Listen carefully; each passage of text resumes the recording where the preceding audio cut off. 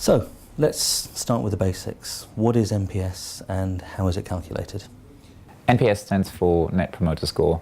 Actually, more recently the term got a bit broader and people mean Net Promoter System these days when they say NPS. But let's look at the Net Promoter Score first.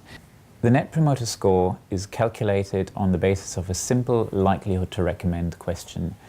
That is typically phrased as how likely would you be to recommend a product or a service on a scale between 0 and 10. You ask this to a representative sample of your customers, or if you can afford it, all of them. In the next step, you then group each respondent into one of three categories. Those who respond with a 9 or a 10, that is customers that are extremely likely to recommend your product, are classified as promoters. Those who score a 7 or an 8 are categorized as passives, leaving those that score between 0 and 6 that are categorized as detractors. These are unlikely to talk positively about your brand and include a number of customers who will talk very negatively about your brand to their friends or colleagues. Your Net Promoter Score, or NPS, is a very simple calculation then. You take the percentage of promoters and subtract the percentage of detractors.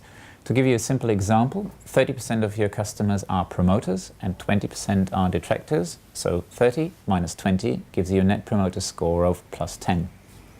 Your NPS will always be in the range of minus 100 to plus 100.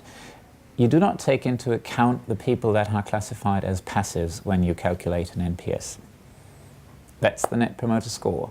However, more important than the actual score, which is no more than a headline metric, is what an organization does with it. This brings us back to the Net Promoter System, which we'll cover in the following clips.